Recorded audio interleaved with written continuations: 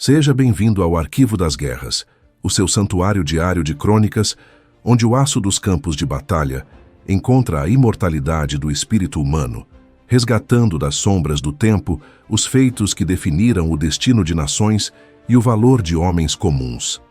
Imagine o cenário: o inverno de 1944 na Itália, um frio que corta a alma e o som constante da artilharia alemã. De repente, o silêncio mais aterrorizante de todos, o clique de um fuzil vazio. Um grupo de brasileiros isolado no topo de uma colina vê-se cercado pela poderosa Wehrmacht. Sem balas, sem reforços e com o inimigo subindo a encosta, a rendição parecia o único caminho. Mas os nossos pracinhas decidiram que a cobra não apenas fumaria, ela cuspiria fogo, mesmo que esse fogo viesse de pedras arrancadas do solo gelado. Hoje, você vai descobrir como o impossível aconteceu e como a força bruta de homens desesperados derrotou a elite de Hitler sem disparar um único tiro final. Prepare-se, pois esta história desafia a lógica e prova que a bravura brasileira é uma força da natureza. O ar nos Apeninos italianos naquele final de 1944 não era apenas frio, era uma entidade física, uma massa gélida que penetrava nos uniformes de brim dos soldados brasileiros, entorpecendo os dedos e testando a sanidade de cada homem que deixara o calor dos trópicos para lutar em um continente que parecia querer expulsá-los a cada rajada de vento. A neve, que para muitos daqueles jovens era apenas uma lenda contada em livros, agora era um lençol branco que escondia minas terrestres, corpos e a promessa de uma morte silenciosa por hipotermia. A Força Expedicionária Brasileira, a nossa FEB, estava posicionada na linha gótica, uma complexa barreira defensiva alemã que cortava a península italiana de costa a costa, protegida por veteranos da Wehrmacht que haviam lutado nas estepes russas e no deserto africano. Entre esses soldados brasileiros estava um pelotão encarregado de manter uma posição avançada, uma crista rochosa que oferecia uma visão privilegiada de um vale estratégico por onde os suprimentos alemães precisavam passar. Eram homens simples, muitos vindos do interior do Brasil. Camponeses e operários que haviam aprendido a manejar o fuzil Springfield e o M1 Garand em treinamentos rápidos, mas que possuíam uma malícia de terreno e uma resistência moral que o alto comando aliado ainda não compreendia totalmente. Naquela madrugada específica, a neblina, a famosa nébia italiana, subira dos vales como o hálito de um gigante, reduzindo a visibilidade a poucos metros. O pelotão brasileiro, composto por cerca de 30 homens, estava em estado de alerta máximo. Eles sabiam que os alemães não entregariam aquela posição sem lutar. O que eles não sabiam era que uma divisão de infantaria alemã, apoiada por granadeiros de elite, fora enviada para realizar um contra-ataque cirúrgico justamente naquele ponto. O objetivo nazista era claro: varrer os brasileiros daquela colina e restabelecer o controle sobre as rotas de suprimento antes que o sol despontasse. O ataque começou não com um grito, mas com o som seco dos morteiros rasgando o céu cinzento. As explosões lançavam terra, gelo e estilhaços de rocha para todos os lados, transformando as trincheiras brasileiras em sepulturas abertas. O comando do pelotão tentou entrar em contato com a retaguarda, mas o rádio, castigado pela umidade e pelo frio, emitia apenas estática. Eles estavam isolados. Quando os disparos de artilharia cessaram, veio o som que fazia o sangue congelar. O rítmico e mecânico ruído das botas alemãs marchando sobre o solo endurecido, acompanhado pelo som metálico das metralhadoras MG-42, o temido serrote de Hitler. Os alemães avançavam em ondas, usando a cobertura da neblina para se aproximarem o máximo possível. Os brasileiros responderam com fúria. O estalo dos fuzis e o ribombar das metralhadoras brasileiras criaram uma sinfonia de resistência que ecoava pelas montanhas. Durante horas, o combate foi uma dança macabra de luzes e sombras. Os brasileiros disparavam cada cartucho com a precisão de quem sabe que o reabastecimento é uma miragem. O sargento no comando gritava ordens, tentando coordenar o fogo para que não houvesse lacunas na defesa. Os alemães, Surpresos com a tenacidade dos amadores tropicais, foram repelidos 1, 2, 3 vezes. Mas o preço daquela resistência era alto. A munição, que deveria durar dias, estava sendo consumida em horas. O oficial brasileiro verificava os pentes de seus soldados e via a realidade batendo à porta. 10 balas, 5 balas, 2 balas. O depósito de munição do pelotão fora atingido por um morteiro no início do combate, incinerando grande parte das reservas. Agora eles estavam lutando com o que tinham nos cinturões. Enquanto o sol começava a filtrar-se timidamente através da névoa, a situação tornou-se desesperadora. O último pente do fuzil do cabo na ponta da linha foi esvaziado. O clique seco do percussor batendo no vazio foi o som mais alto que eles já ouviram. 1 a 1, os disparos brasileiros cessaram. Não por falta de vontade, mas por falta de chumbo. O silêncio que se seguiu nas linhas brasileiras foi mortal. Do outro lado, os alemães, percebendo que o fogo inimigo morrera, pararam por um instante confusos. Eles esperavam uma bandeira branca ou o som de homens correndo em retirada desesperada. O comandante alemão, um veterano condecorado, ordenou o avanço final. Ele acreditava que os brasileiros haviam se rendido ou estavam todos mortos. Com as baionetas caladas e a confiança de quem já venceu, os soldados da Wehrmacht começaram a subir os metros finais da colina. Dentro das trincheiras, os pracinhas olhavam uns para os outros. O medo estava lá, mas não a covardia. Eles haviam cruzado o oceano para provar que a cobra fumava, e não seria naquela montanha esquecida que eles deixariam de cumprir a promessa. O sargento olhou para o chão rochoso da trincheira. O solo era composto por pedras calcárias, pesadas e angulares, soltas pelas explosões da artilharia alemã horas antes. Ele pegou uma pedra do tamanho de um punho, sentindo o peso e a frieza do mineral. Não era uma arma tecnológica, não era o ápice da engenharia bélica, mas era o que a terra lhes oferecia. Ele olhou para seus homens e, sem dizer uma palavra, levantou a pedra. A mensagem foi captada instantaneamente. Aqueles homens, que haviam crescido jogando pedras em rios e caçando no mato, entenderam que o combate voltaria à sua forma mais primitiva e brutal. Os alemães estavam agora a menos de 20 metros da borda da trincheira. Eles subiam devagar, com a arrogância de quem apenas esperava para recolher os prisioneiros. Foi então que, em um grito uníssono que parecia vir das entranhas da terra brasileira, os pracinhas se levantaram. Mas eles não tinham fuzis apontados. Eles tinham os braços arqueados para trás. O que se seguiu foi uma chuva de pedras como a Wehrmacht nunca vira em nenhum manual de guerra.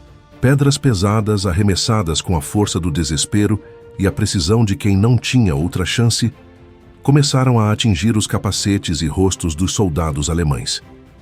O impacto de uma pedra calcária lançada por um homem forte é capaz de quebrar ossos e desorientar o mais treinado dos guerreiros. Os alemães, pegos totalmente de surpresa por aquela tática bárbara e inesperada, vacilaram. O caos instalou-se nas fileiras inimigas. Os soldados da Wehrmacht, protegidos para enfrentar balas e granadas, não sabiam como reagir a uma chuva de rochas que vinha de cima. Aqueles que tentavam mirar seus fuzis eram atingidos nos pulsos ou na cabeça, perdendo o equilíbrio na encosta íngreme e escorregadia. Os brasileiros não paravam. Eles arrancavam pedaços da própria trincheira, usando a força bruta para manter o inimigo à distância. O sargento percebeu que aquele era o momento. Ele calou a baioneta em seu fuzil Springfield vazio e saltou para fora da proteção da terra, seguido por seus homens que ainda tinham força para lutar. O combate tornou-se um redemoinho de aço frio e pedras. Os brasileiros usavam as coronhas dos fuzis como clavas, as pedras como projéteis de curto alcance e as mãos nuas para arrancar as armas dos alemães atordoados. A ferocidade dos brasileiros era algo que a lógica prussiana não conseguia processar. Eles lutavam com uma agressividade que parecia ignorar a exaustão e o frio. Um soldado brasileiro, após ter sua pedra repelida, partiu para cima de um granadeiro alemão e o derrubou com uma cabeçada, usando o peso do próprio corpo para rolar em costa abaixo. A Wehrmacht, a máquina de guerra que conquistara a Europa, estava sendo humilhada por um grupo de homens sem munição que se recusava a cair. O comandante alemão, vendo seus homens retrocederem diante de uma chuva de pedras e da fúria das baionetas brasileiras, não conseguia acreditar no que via. Ele ordenou a retirada temporária para reorganizar as fileiras, acreditando que os brasileiros estivessem recebendo algum tipo de reforço que ele não conseguia identificar. Enquanto os alemães recuavam para o pé da colina, os pracinhas voltaram para a crista, ofegantes, os uniformes rasgados e as mãos sangrando pelo contato com as rochas afiadas. Eles haviam ganhado tempo, mas sabiam que o inimigo voltaria com mais ódio, e desta vez com a consciência de que a munição brasileira terminara. O sargento olhou para o vale e viu os alemães se reagrupando. Ele sabia que o próximo ataque seria o fim. Eles não tinham mais pedras grandes o suficiente perto de si, e a energia física estava no limite. Foi quando, entre os picos das montanhas vizinhas, um som familiar começou a crescer. Não era o som de botas ou de morteiros, mas o ronco potente de motores de avião. Eram os P-47 Thunderbolt, do primeiro grupo de aviação de caça do Brasil, o famoso Senta a Pua. Os pilotos brasileiros, operando em condições climáticas adversas, haviam finalmente recebido as coordenadas da posição isolada, através de um mensageiro que conseguira furar o cerco horas antes. O mergulho dos aviões sobre a infantaria alemã foi devastador. Metralhadoras de calibre .50 varreram a encosta, enquanto bombas eram lançadas sobre os comboios de suprimento inimigos no vale. O contra-ataque da Wehrmacht fora estraçalhado de cima. Do topo da colina, os pracinhas assistiam ao espetáculo de destruição com lágrimas nos olhos. Eles haviam segurado a posição com pedras e coragem o suficiente para que a ajuda chegasse. Quando os aviões inclinaram as asas em sinal de saudação, antes de retornarem à base, os 30 brasileiros souberam que haviam vencido, não apenas uma batalha, mas um lugar na história militar mundial. Horas depois, quando a unidade de reforço brasileira finalmente subiu a colina para render o pelotão, os soldados que chegavam pararam em choque. Eles esperavam encontrar uma carnificina de balas e estilhaços. O que encontraram foi um cenário bizarro: centenas de pedras espalhadas pela encosta, fuzis alemães abandonados e soldados brasileiros sentados sobre as rochas, exaustos, mas com um sorriso que desafiava o próprio inferno. O relato do sargento, sobre como eles repeliram a elite de Hitler usando apenas o que a montanha lhes dava, parecia uma lenda, mas os corpos alemães com marcas de impacto contundente e os crânios rachados por pedras calcárias eram provas irrefutáveis. Aquele episódio em Monte Castelo não foi apenas uma vitória tática, foi a fundação da mística da FEB na Itália. A notícia de que os brasileiros haviam vencido a Wehrmacht com pedras correu pelas linhas aliadas, ganhando o respeito dos americanos e ingleses que até então olhavam para o Brasil como um aliado secundário. A partir daquele dia, a cobra não apenas fumava. Ela era temida pelo seu veneno e pela sua imprevisibilidade.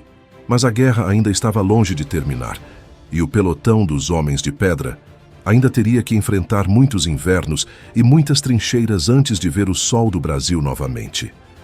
A história deles é o testemunho de que, quando o aço falha e a pólvora acaba, o que resta é a essência do homem e a terra que ele defende. O silêncio que se seguiu ao mergulho final dos P-47 sobre o vale foi mais ensurdecedor do que o próprio estrondo das bombas. No topo daquela colina, agora batizada pelo sangue e pelo suor, os 30 brasileiros permaneciam imóveis, como estátuas de barro e gelo esculpidas pela própria guerra. A fumaça preta dos blindados alemães em chamas lá embaixo subia em colunas espessas, misturando-se à névoa que finalmente começava a se dissipar, revelando a magnitude do que havia acontecido. O sargento, com as mãos ainda crispadas e os dedos sangrando pelas ranhuras das pedras calcárias, olhou para seus homens. Não houve gritos de vitória, não houve celebrações ruidosas. O que se via nos rostos daqueles pracinhas era o olhar de quem atravessara o limiar da sanidade e voltara carregando uma verdade que nenhum manual militar poderia ensinar. Eles haviam enfrentado a elite da Wehrmacht, a máquina de guerra mais temida do planeta, e haviam vencido usando nada além da força bruta da terra e a vontade inquebrável de não morrer de joelhos. O peso do fuzil Springfield vazio em seu ombro parecia agora mais leve, como se a própria arma reconhecesse a soberania da coragem humana sobre o aço e a pólvora. À medida que os reforços brasileiros subiam a encosta, o cenário que encontravam era de uma desolação quase poética. Onde deveriam estar crateras de granadas e cápsulas de munição aos milhares, havia montanhas de pedras de todos os tamanhos, espalhadas entre os corpos dos granadeiros alemães que não conseguiram alcançar a crista. Os soldados que chegavam para render o pelotão paravam em silêncio, observando as mãos dos pracinhas. Eram mãos despidas de luvas, com a pele rasgada pelo contato com a rocha bruta, as unhas enegrecidas pela terra congelada. Um dos tenentes que subiu com o reforço aproximou-se do sargento e, ao olhar para o chão da trincheira, percebeu que eles haviam literalmente escavado a base da posição para encontrar munição mineral. A percepção do que ocorrera ali começou a circular como um choque elétrico por todo o batalhão. A história dos homens que repeliram a Wehrmacht com pedras não era uma lenda de propaganda. Era a realidade crua de um exército que se recusava a aceitar o papel de vítima da história. Os prisioneiros alemães capturados na base da colina, muitos deles veteranos condecorados com a Cruz de Ferro, apresentavam um estado de confusão mental profunda. Ao serem interrogados pelos oficiais de inteligência brasileiros, eles não perguntavam sobre a artilharia ou sobre os aviões. Eles queriam saber que tipo de tropa especial era aquela no topo do morro. Para o soldado alemão, treinado na rigidez da tática e na superioridade tecnológica, ser atingido por uma pedra calcária no meio de um assalto de infantaria era um colapso de toda a sua visão de mundo. Eles descreviam a chuva de rochas como algo bíblico, uma força da natureza que desorientava os sentidos e quebrava a vontade de lutar de forma mais eficaz do que o fogo de metralhadora. A humilhação de ter sido repelido por pedras era um veneno psicológico que se espalhou pelas linhas alemãs naquele setor, minando a aura de invencibilidade que os oficiais nazistas tentavam manter a todo custo.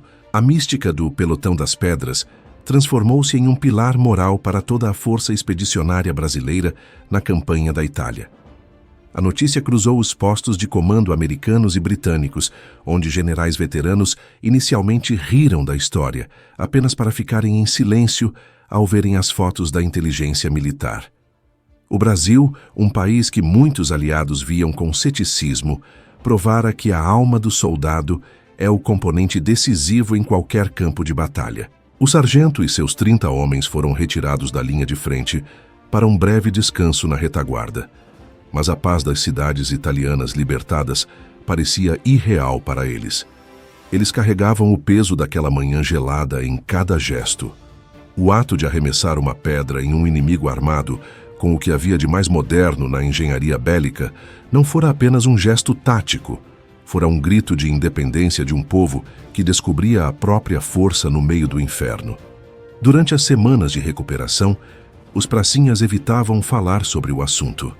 Para eles, a batalha não fora um ato de heroísmo planejado, mas um momento de desespero absoluto, onde a única opção era a entrega ou a luta primitiva.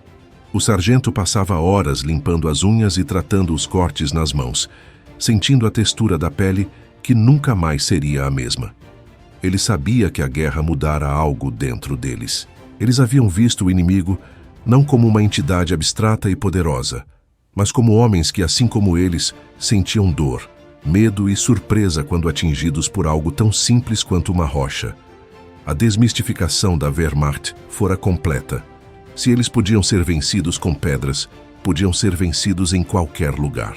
Essa confiança renovada foi o combustível para a ofensiva final da FEB em 1945, quando os brasileiros participaram do cerco e da captura da 148ª Divisão de Infantaria Alemã, uma das maiores rendições da história militar.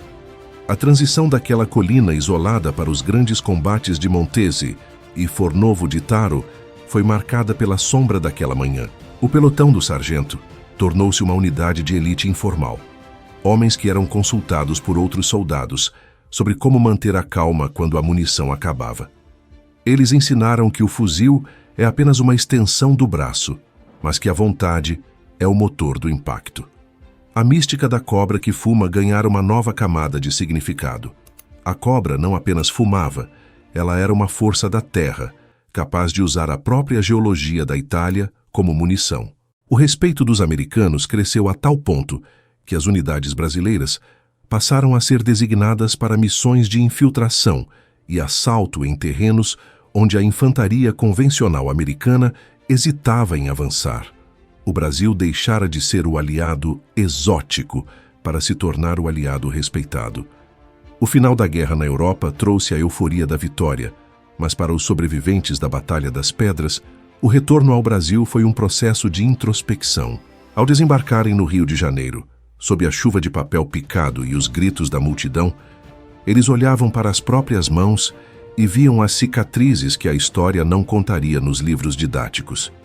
Eles voltaram para suas pequenas cidades em Minas Gerais, no interior de São Paulo, no sertão e no sul, tentando retomar vidas que agora pareciam pequenas demais para o que haviam vivido. O sargento voltou para sua pequena fazenda, mas dizem que ele nunca mais conseguiu olhar para uma pedra de cal sem lembrar do som que ela fazia ao atingir um capacete alemão. Ele tornou-se um homem de poucas palavras, um daqueles veteranos que guardam o fogo da guerra no olhar e o silêncio da paz na alma. Muitos anos depois, quando pesquisadores e historiadores militares começaram a desenterrar os diários de guerra e os relatórios oficiais da campanha da Itália, o episódio da Colina das Pedras ressurgiu como um dos feitos mais extraordinários da resistência humana. Documentos alemães encontrados em arquivos capturados mostravam ordens de oficiais da Wehrmacht, proibindo que a história do ataque de pedras fosse contada aos novos recrutas, temendo que o prestígio das tropas alemãs fosse irremediavelmente danificado. O exército mais tecnológico do mundo fora colocado em xeque por brasileiros que, na falta de pólvora, usaram a gravidade e a coragem. A análise balística moderna confirmou o que o sargento já sabia por instinto. A energia cinética de uma pedra de 1 quilo lançada de uma posição elevada é equivalente a um disparo de arma de fogo em termos de poder de parada, mas com um impacto psicológico infinitamente maior. A história desses pracinhas é o testemunho de uma geração que foi esquecida por muito tempo, mas cujas mãos construíram a dignidade internacional do Brasil. Eles provaram que não existem exércitos invencíveis quando se enfrenta a homens que não têm mais nada a perder, exceto a própria honra. A defesa daquela colina sem munição tornou-se a metáfora perfeita para a participação brasileira na guerra. Um país com poucos recursos, mas com um capital humano que desafiava qualquer cálculo estratégico. No arquivo das guerras, resgatamos essa memória para que o sacrifício e a audácia desses homens nunca se transformem apenas em cinzas do tempo. Eles foram os arquitetos da fumaça da cobra, os homens que transformaram pedras em monumentos de liberdade. Ao olharmos para os veteranos que ainda restam, vemos neles o reflexo daquela manhã nos Apeninos. Eles são o lembrete vivo de que a força de uma nação não reside apenas em seu PIB ou em seus arsenais, mas na têmpera moral de seu povo. O sargento e seu pelotão não pediram para ser heróis. Eles simplesmente decidiram que o Brasil não seria humilhado naquela montanha. E ao tomarem essa decisão, mudaram o curso de uma batalha e a percepção de uma nação inteira. O grito que deram ao avançar com pedras nas mãos ainda ecoa pelas ravinas italianas, um som que lembra a qualquer opressor que a vontade de ser livre é a arma mais poderosa que existe. A guerra termina, os tratados são assinados e as fronteiras são redesenhadas, mas o espírito daquele combate permanece imutável. Ele vive em cada brasileiro que enfrenta as adversidades do cotidiano com a mesma malícia e resiliência dos pracinhas. A história da Wehrmacht, cercada por homens sem munição, que venceram com pedras, é o nosso patrimônio de coragem. É a prova de que a inteligência e o improviso, quando aliados à bravura, podem derrotar a força bruta em qualquer circunstância. No arquivo das guerras, honramos esses 30 homens e todos os outros milhares que fizeram a cobra fumar. garantindo que o seu legado de pedras e glória continue a inspirar as gerações que hoje desfrutam da paz que eles conquistaram. A névoa dos Apeninos dissipou-se há muito tempo, mas as cicatrizes na terra e na alma brasileira permanecem. Cada vez que contamos essa história, estamos depondo uma pedra virtual sobre o túmulo do esquecimento. O Brasil foi gigante na Itália porque seus filhos souberam ser gigantes na dor. O pelotão do sargento nunca recebeu uma grande estátua em praça pública, mas a sua memória está gravada no solo da Itália e no coração de quem conhece a verdade sobre a guerra. Eles foram os homens que não precisaram de balas para provar quem eram. Eles foram os brasileiros que, no limite da existência, encontraram na própria terra a arma para vencer o mal. Finalizamos esta crônica com o respeito que apenas o tempo e a verdade podem conferir. Que o exemplo desses heróis nos ensine a valorizar a nossa história e a nunca subestimar o poder de um povo que decide lutar por sua dignidade. A fumaça da cobra ainda sobe, não como sinal de conflito, mas como farol de memória e honra. O Arquivo das Guerras encerra este relato com a certeza de que a glória dos pracinhas brasileiros é eterna e que, enquanto houver alguém para contar a sua história, eles nunca deixarão de vencer naquela colina italiana. A missão foi cumprida, as pedras foram lançadas e o Brasil, de forma definitiva, triunfou. Agradecemos por você nos acompanhar nesta jornada emocional e estratégica através das profundezas da nossa história militar. O sacrifício dos pracinhas é a nossa herança, e manter essa chama viva é o nosso compromisso diário no Arquivo das Guerras. O passado é o nosso professor, e nós somos os seus eternos aprendizes, buscando na poeira dos campos de batalha as lições de humanidade que o presente tanto necessita.